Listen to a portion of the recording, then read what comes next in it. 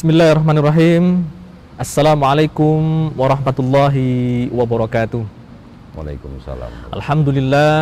Alhamdulillahilladzi yadhkuru man dzakara wa yujibu man da'a wa yaghfiru liman istaghfara wa yatubu man taba ilaih.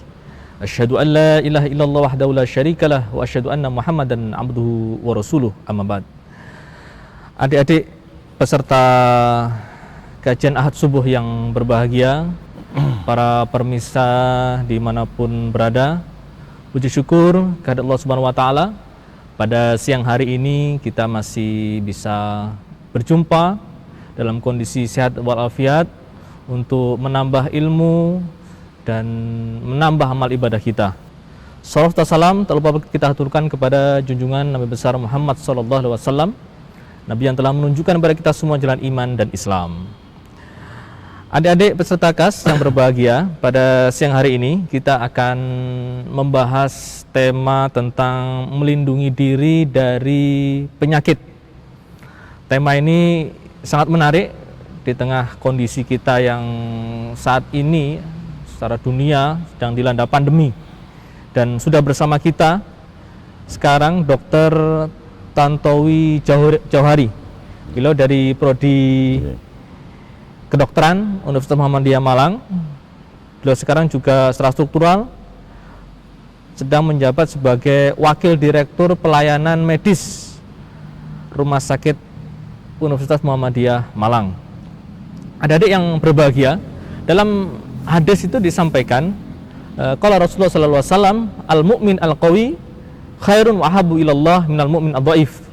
Mukmin yang kuat itu lebih baik dan lebih dicintai oleh Allah Subhanahu wa Ta'ala daripada mukmin yang lemah.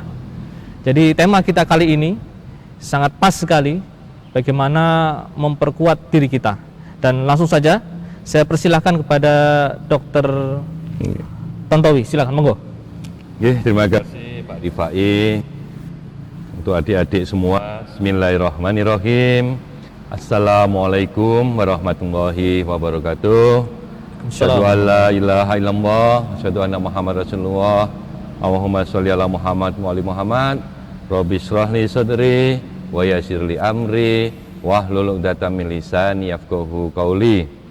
Alhamdulillah adik-adik kita bisa berjumpa di sini, dan tema kita hari ini adalah melindungi diri dari penyakit.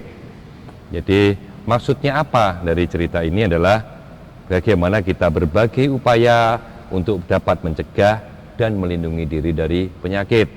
Tentunya pencegahan ini bertujuan untuk mengenali dan menemukan segala kemungkinan penyakit yang mungkin muncul. Dan pencegahan ini mempunyai pengertian sebagai sebuah langkah untuk mencegah penyakit yang menyebabkan kesehatan pada makhluk hidup, pada kita semua ini. Dalam bahasa Inggris kita dikenal dengan disease prevention. Dan kalau kita lihat tentang pencegahan penyakit secara teoritis, kita akan bagi menjadi tiga, yaitu pencegahan secara primer. Secara primer itu dalam artian bagaimana kita bisa menghindari atau meminimalisir perkembangan penyakit yang diderita oleh individu. Ini secara primer. Teori berikutnya adalah pencegahan secara sekunder. Jadi mendeteksi dini penyakit yang mungkin diderita sehingga meminimalisir terjadinya komplikasi. Ini yang secara sekunder. Nah, kemudian secara tersier yang ketiga adalah bagaimana mengurangi dampak negatif yang mungkin terjadi dan mencoba meminimalisir komplikasi. Nah, ini tiga konsep ini, bagaimana primer, sekunder, dan tersier. Jadi adik-adik, ini teoritisnya mengatakan seperti itu. Nah, makanya di teori yang lain tentang kesehatan masyarakat, ini teori dibagi lagi tentang bagaimana kita kalau menghadapi suatu penyakit, suatu permasalahan, kita akan mengevaluasi secara promotif. Promotif itu maksudnya kita bisa mempromosikan suatu penyakit ini, bagaimana masalahnya, bagaimana situasi penyakit ini, ilmu pengetahuannya bagaimana. Ini yang promotif, supaya masyarakat tahu. Dan yang kedua adalah preventif. Preventif ini bagaimana mencegah supaya dari penyakit yang tadi itu tidak menambah parah, bisa dicegah, nggak jadi sakit. Harapannya adalah orang yang umum ada ini tidak menjadi sakit karena ada preventif. Nah, kalau ini gagal, pencegahan ini gagal, tentunya mesti ada yang gagal pencegahan ini. Kalau gagal akan menjadi sakit. Nah, sakit ini yang akan disebut dengan pencegahan secara kuratif. Kuratif itu ngobati, pengobatan. Nah, kalau udah diobati, tentunya ada yang sembuh, ada yang cacat. Nah, kalau cacat ini setelah dikerjakan tindakan kuratif, nanti biasanya ada yang sembuh, ya sudah sembuh aja. Tapi ada yang mungkin cacat. Nah, kita pakai namanya rehabilitatif. Jadi promotif, pendekatan kita terhadap suatu masalah adalah promotif dan preventif yang diutamakan. Ini bukan untuk dokter. Dokter dan masyarakat harus tahu promotif dan preventif. Karena ini yang ada di lapangan, ada di masyarakat ini. Sehingga kalau gagal, baru masuk ke tenaga kesehatan. Siapa? Kuratif dan rehabilitatif. Nah, makanya itu kita bagi sebenarnya kalau kita lihat tentang bagaimana kita melindungi diri dari penyakit, ya kita harus tahu penyakitnya ada dua tipe. Tipe pertama ada penyakit tidak menular. Misalnya penyakit tidak menular itu kayak apa? Sakit gigi, nggak menular kan? Penyakit jantung itu tidak menular. Penyakit diabetes mellitus, penyakit gula tidak menular. Nah, bahkan kegemukan itu juga dalam kriteria modern sudah dikatakan sebagai penyakit. Tapi ada yang kedua adalah penyakit yang menular. Misalnya penyakit TBC, penyakit demam berdarah, penyakit hepatitis, dan yang sekarang lagi tren ini kan penyakit COVID. Nah, ini. Nah, penyakit COVID ini yang lagi tren, yang sekarang ini mulai udah 1 tahun ya, hampir 1 tahun ya kita ngadepi itu, dan masyarakat kita masih simpang siur informasinya, penuh dengan berita-berita hoax. Lah ini yang perlu kita tahu. Makanya tema kita ini kalau boleh saya sarankan bahwa mari kita cerita tentang COVID-19 yang sebenarnya sudah banyak dibahas, tapi kadang-kadang infonya kadang-kadang kurang akurat. Makanya karena ini sekarang lagi pandemi, makanya penyakit yang kita lihat sekarang adalah cerita tentang COVID-19, di mana kita sebagai orang-orang berpendidikan, kita konsep yang tadi promotif dan preventif, kita tahu musuh kita itu sekarang adalah virus COVID-19. Kalau kita mau ngelawan musuh kita harus tahu karakter musuh kita. Nah, kita harus tahu karakter COVID ini kayak apa sih sebenarnya. Nah, COVID ini adalah bagian dari virus corona. Virus corona itu apa aja? Banyak virus corona itu. Mulai influenza, demam berdarah, HIV, bahkan corona itu ada di virus corona ada di tanaman, di binatang itu ada. Tapi yang corona COVID-19 ini unik.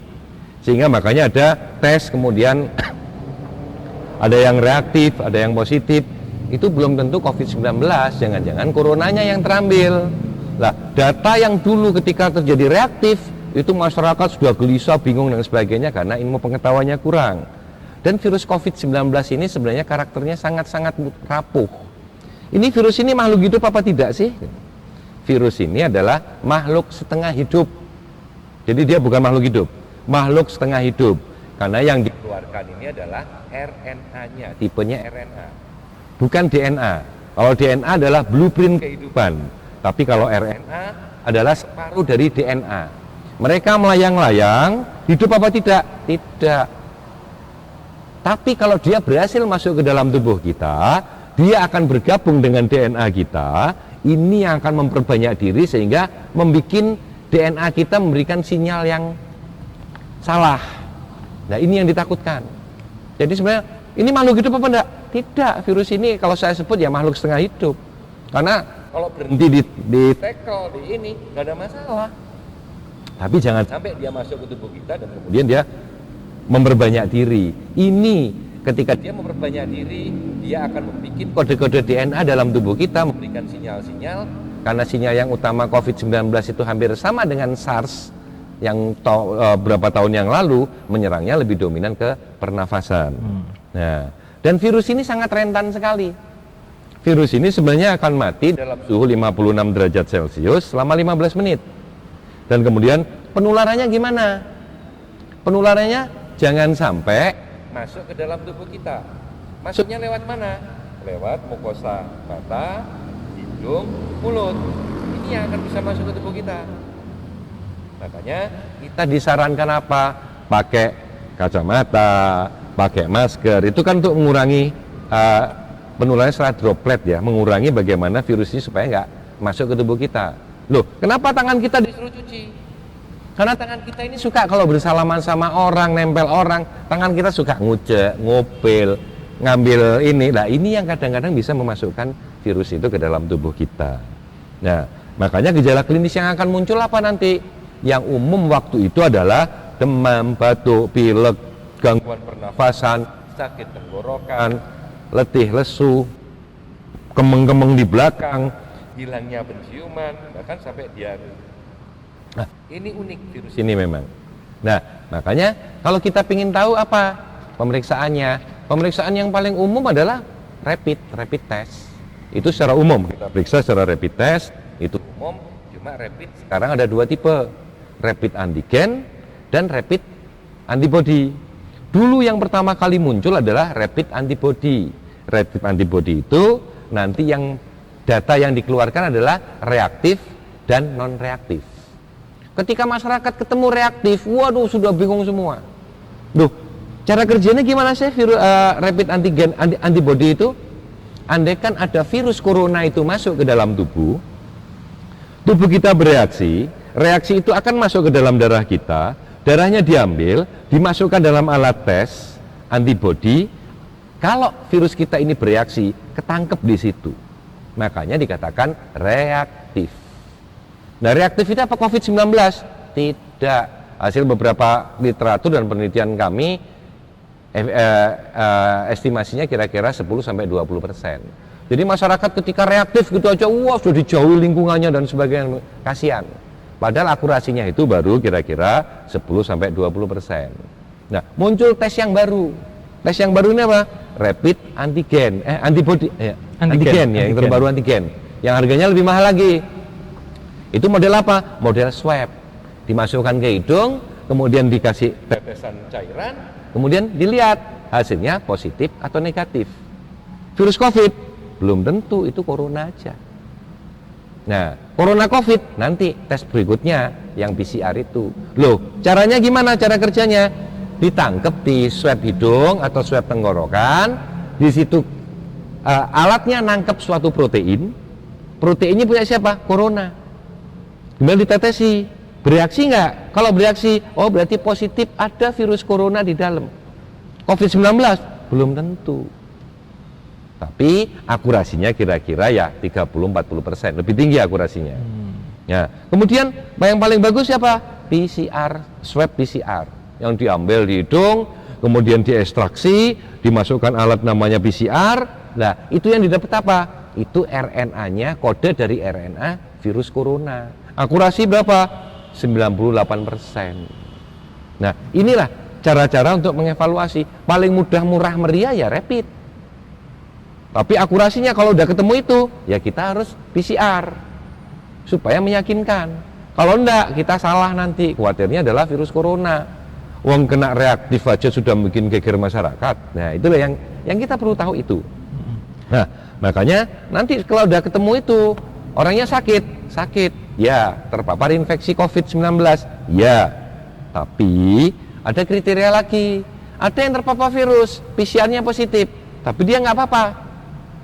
Dia masuk dalam kriteria orang tanpa gejala. Menular nggak? Menular. Makanya kalau ketemu OTG, ayo orang tanpa gejala, ayo isolasi sendiri, mandiri. Nah, kemudian ada gejala ringan, kadang-kadang pembauan, penciuman, rasa berkurang, atau bahkan nggak bisa membau. Nah, itu COVID-19. Perlu rawat inap? Tidak. Isolasi mandiri aja lah. Nah, kemudian ada gejala sedang dan berat. Lah, ini yang harus dirawat di rumah sakit. Kadang paru-parunya udah mulai habis, sesak nafas. Apalagi akan memperparah jika seseorang tersebut kena COVID tapi mempunyai komorbid. Apa komorbid itu? Komorbid itu adalah penyakit penyerta, diabetes, jantung, paru, macam-macam yang kira-kira penyakitnya akan memperparah kalau ada virus tersebut. Oke, dokter. Ini ada sedikit pertanyaan dokter. Tadi kan disampaikan kalau sudah teridentifikasi OTG gitu ya, dia kan itu harus isolasi mandiri. Nah, ketika isolasi mandiri itu sebaiknya apa yang dilakukan? Apa tidur toh, atau makan yang banyak, atau vitamin yang banyak, atau dosisnya seperti apa kira-kira? Ya, prinsipnya isolasi mandiri adalah bagaimana kita itu jauh dari lingkungan. Harapannya seperti itu. Nah, tapi kalau ada di rumah gimana? Lah, kalau memang punya kamar sendiri, kamar mandi sendiri, yang penting jejak kita, rekam jejak kita. Kalau kita batuk dan sebagainya, jangan sampai keluar dan ketangkep orang, gitu loh. Nah, kemudian sama isolasi mandiri, apa cuma tidur-tiduran? Ya tidak, tentunya aktivitas lah. Kemudian apa? Selalu berpikir positif. Pikirannya kalau COVID, waduh sebentar lagi saya mati. Oh, kita ini kan menunggu kematian kan sebenarnya. Nah, takut, karena kalau takut akan menurunkan imun. Makan minum yang banyak, ya saya bilang bahwa ya makan minum yang banyak. Yang gimana? Ya sebut halalan toyiban, yang baik dan menyehatkan. Halal, baik dan menyehatkan. Kemudian ya olahraga ringan, jangan tiduran terus. Yang kemudian apa? Kalau perlu sinar matahari. Aktivitas kena sinar matahari bagus, khususnya matahari pagi. Nah, ini diharapkan apa? Meningkatkan imunitas kita. Jadi tidak hanya diem duduk mau dimatikan, oh malah berbahaya. Dan kalau perlu komunikasi sama orang, lewat apa? Kita banyak media-media. Jadi teman-teman sudah saling menguatkan gitu bahwa ini bukan vonis akhir gitu.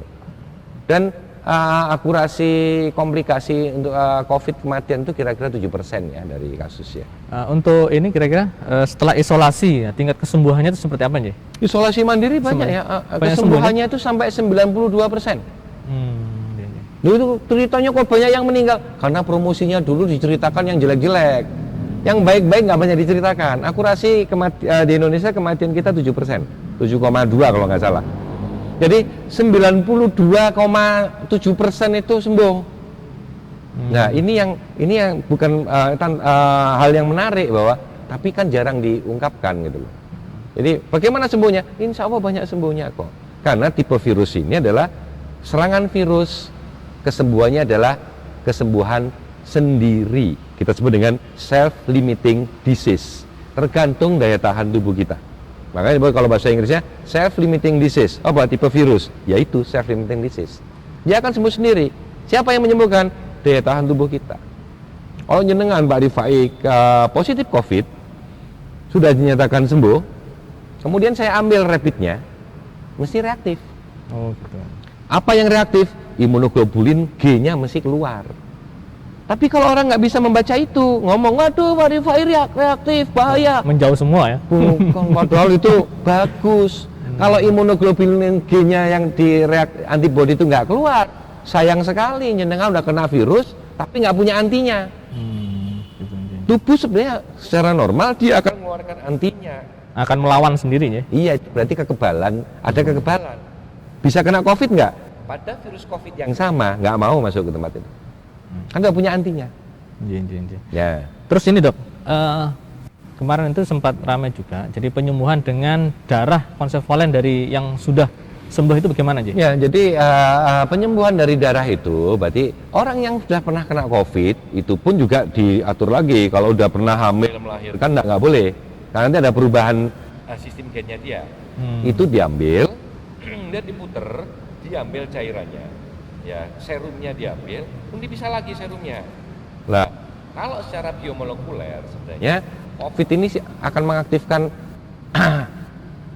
anti peradangan. Anti peradangan itu disebut dengan dalam tubuh namanya sitokin. Sitokinnya kalau dia bekerja aktif, ada yang bagus, ada yang jelek. Nah, sitokin ini salah satunya yang jelek ini adalah sitokin interleukin 6. Interleukin 6 kalau meningkat, berarti tubuh akan mengeluarkan suatu namanya kalau terkenal pernah dengar ya, badai sitokin. Badai sitokin itu berarti nanti akan terjadi peradangan yang menyeluruh terhadap tubuh. Nah, ini yang ditakutkan. Nah, orang yang pernah punya itu berarti dia sudah punya antinya. Diambil, dipilah-pilah, diambillah interleukin 6-nya, anti interleukin 6, dimasukkan ke tubuhnya orang. Harapannya apa? Ini supaya menekan, ini tidak aktif. Harapannya seperti itu. Dan alhamdulillah beberapa percobaan juga lumayan, tingkat kesembuhannya tinggi. angka kesembuhannya lumayan tinggi. Tapi juga ada yang kontra, nggak boleh dikasih 2 kali, nanti malah kontra. Nah, ini kan masih percobaan semua ya, karena ini ilmu baru ya. Oh, gitu. Yang dipakai seperti itu. Iya. Nah, jadi itu runtutan untuk tesnya. Ya. Nah, kemudian bicara tentang biaya ini, itu kira-kira gimana itu dok? Kalau Untuk biaya kalau tesnya. Indonesia, kalau Kementerian Iya. Kesehatan tidak menanggung biaya ini, biayanya mahal sekali mas. Jadi kalau kita bayar pribadi, satu kasus pasien, itu harganya bisa sampai 50 sampai 100 juta mas. Alhamdulillah kita masih dalam kondisi pandemi, sehingga karena pandemi berarti apa? Masih ditanggung oleh pemerintah. Yang dulu OTG aja masih ditanggung, sekarang cuma OTG udah nggak ditanggung. Suruh isolasi mandiri, dulu kan ditangkepi. Sekarang yang gejala sedang dan berat. Kenapa loh? Kok mahal sekali biayanya? Iya, itemnya apa? Semua rumah sakit harus steril. Harus ditutup yang benar, tempat COVID ya. Orang yang masuk itu harus memakai hazmat, lengkap. Hazmat itu bukan cuma pakaian aja, lah kacamatanya, maskernya khusus. Kalau udah selesai pun mereka, jadi kalau sehari visitnya ketemu 3 kali, pakainya harus 3 kali. Ini kan belum merasakan ya, bagaimana memakai hazmat itu. Waduh itu lumayan itu untuk diet lebih cepat itu. Nah panasnya minta ampun. Ya. Jadi biaya itu belum obat-obatannya, antiviralnya itu kan juga mahal. Nah, dan durasinya kalau sampai komplikasi, peralatan yang digunakan yang terkenal itu kan sekarang ventilator. Udah kayak begitu, itu kan mahal sekali. Makanya biayanya mahal. Alhamdulillah kita masih dalam pandemi sehingga masih ditanggung oleh pemerintah gitu. Ya, berkenaan dengan itu dok. Kemudian lanjutnya berarti kan di lain sisi tingkat kesembuhan tinggi, tetapi di lain sisi juga masyarakat tidak boleh abai, karena memang penyakit ini tidak nampak ya. Ya kalau semut kelihatan, nyamuk kelihatan, tapi kalau virus ini kan nggak kelihatan, sehingga kita emang disuruh untuk hati-hati. Sehingga mungkin kira-kira tips untuk bisa menguatkan diri itu seperti apa ya? Jadi kalau kita lihat teori di kesehatan masyarakat, ada teori triangle epidemiologi, segitiga epidemiologi. Segitiga epidemiologi apa aja? Ini yang siapa? 1, terdiri dari virusnya. 2, tubuhnya. Virus ini namanya agennya gimana? Agen, host itu adalah tubuhnya, dan yang ketiga adalah lingkungan. Ya, agen, host, sama environment. Ini adalah agen, virus, tubuh, dan lingkungan. 3 ini teori kuno, tapi selalu akan berhubungan sekali. Nah, bagaimana supaya virusnya ini nggak mempengaruhi tubuh? Lingkungannya harus bagus.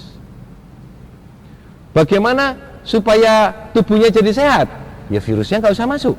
Ini segitiga ini teori kuno, tapi lumayan digunakan untuk otak-atik gadok.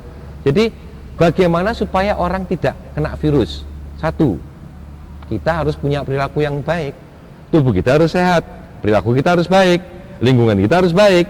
Kalau 2 ini, salah satu dari 3 ini tidak berperan, tentunya ini nggak akan masuk.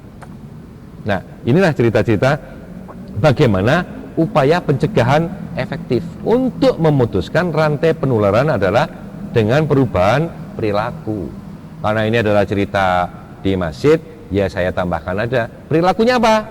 Ya iman kita bagaimana, imun kita bagaimana, dan bagaimana amannya kita bagaimana. Iman, imun, dan aman. Ya, iman maksudnya apa? Ya pandemi ini, virus ini, banyak orang mengatakan katanya konspirasi, katanya ini, katanya itu, nggak ada dan sebagainya. Janganlah, mari kita percayai. Virus ini ada, penyakitnya ada. Silakan yang tidak percaya. Bahkan dulu ada yang tidak percaya dengan kami, saya tantang mereka. Daripada situ ngomong tidak percaya, bantulah kami nangani pasien. Malah saya seneng kalau situ masuk tanpa APD. Buktinya nggak berani juga. Saya tantang. Karena kami supaya ngirit APD. Loh, tugas kami apa? Kami bukan dokter. Silakan masuk. Ngantarkan makanan ke pasien kan juga bantu kami. Silakan kalau mau. Kita yang Yang ngomong nggak juga nggak percaya berani. itu nggak berani bantu kami itu. Nah itu iman kita. Jadi bagaimana dengan adanya pandemi ini ya kita harus mengimani bahwa pandemi ini adalah bagian dari ujian dari Allah. Apapun yang adalah penyakit, ujian dari Allah, sehingga kita harus sabar, ikhlas, bersungguh-sungguh, dan berdoa supaya pandemi ini segera berakhir. Bagaimana kalau di Al-Quran mengatakan bahwa tidak ada bencana yang menimpa di bumi dan dirimu, melainkan telah tertulis di dalam kitab Lauhul Mahfuz sebelum kami menciptakannya. Dan sesungguhnya yang demikian itu adalah mudah bagi Allah. Nah mungkin kita pakai itulah. Kita ini bencana, apakah ini bencana ini cobaan, apa ini apa ya? Kita karena banyak ujian, cobaan atau memang ini azab buat kita, saya juga nggak tahu ini. Tapi kita yakin ada kok gini, dan kami nangani. Bahkan kami dengan rumah sakit UMM sudah berapa ribu yang kita selesaikan. Yang meninggal ya kira-kira 5% yang meninggal. Tapi yang 95% sembuh kok. Nah, yang kedua setelah iman, bagaimana imun kita? Virus masuk melalui tubuh, melalui mukosa kita. Manusia dianugerahi keistimewaan. Apa? Sistem imun, kekebalan tubuh kita. Supaya apa? Supaya tubuh kita jadi kebal. Nah, karena COVID ini adalah self-limiting disease, sehingga imun kita harus baik. Cara meningkatkan gimana? Ada dua cara. Satu, cara medis, olahraga, obat-obatan, vitamin. Dan kemudian yang kedua adalah cara teologis. Ketika kita kena serangan penyakit, ya kita harus berpikiran positif. Yang kena kita itu panik dan sebagainya. Nah ini menurunkan imun kita. Sehingga ketika kita kena, ya imun kita gimana? Yang secara teologis. Mari kita banyak istighfar. Ya mungkin kita banyak berzikir, mungkin bersedekah, dan kemudian ditunjang doa, dan terakhirnya kita kan tawakal. Nah ini harapannya. Iman sudah percaya, imun ada teologis dan medis. Medis ya, mari kita terapkan. Teologis, ayo kita tingkatkan bahwa ini adalah bagian dari ujian kita. Apakah kita nanti bisa sembuh apa tidak? Itu nomor yang kesekian. Dan yang ketiga adalah bagaimana aman. Supaya aman, ya bagaimana kita bisa menjaga protokol kesehatan oleh diri sendiri dan keluarga dan masyarakat. Ingat konsep 3, virus, tubuh, lingkungan. Salah satu tidak bekerja, nggak bakal terjadi suatu penyakit. Sehingga apa? Protokol kesehatan meliputi apa? Cuci tangan, pakai masker, dan jaga jarak. Harapannya apa? Karena virus ini maksimal 2 meter. Jaraknya 2 meter. Melayang-layang? Enggak. Droplet. Ada yang mengatakan melayang-layang. Ya kalau melayang-layang toh dia juga makhluk setengah hidup. Nah, sehingga bagaimana? Kemudian situasi bagaimana ini? Lingkungan kita gimana? Ventilasinya yang baik. Durasi pertemuan kita kalau berdekatan jangan terlalu lama, paling nggak 15 menit. Dan kemudian jaga jarak. Sehingga dengan ada ikhtiar itu, moga-moga dengan ikhtiar itu katanya surat An-Najm 39 bahwa seorang manusia tiada memperoleh selain apa yang telah diusahakannya. Harapannya apa yang telah kita usahakan, kita sudah ikhtiar. Kalau kita masih tetap kena, yaitu bagian dari takdir. Makanya mari kita tingkatkan iman, imun, dan aman. Okay. Dan terima kasih Dr. Tantowi dan pengetahuan tentang bagaimana kita ini bisa mencegah penyakit. Tentunya jika kita ini orang beriman, tentu kita harus terus mempertebal iman kita. Kemudian kita yakin bahwasanya al-Islamu dinul kamil, Islam itu agama yang sempurna. Maka sebenarnya semua perintah dan larangan dalam Islam itu akan membawa kebaikan pada diri manusia itu sendiri. Setiap perintah itu akan membawa manfaat, setiap larangan itu akan membawa mudarat atau bahaya bagi manusia itu sendiri.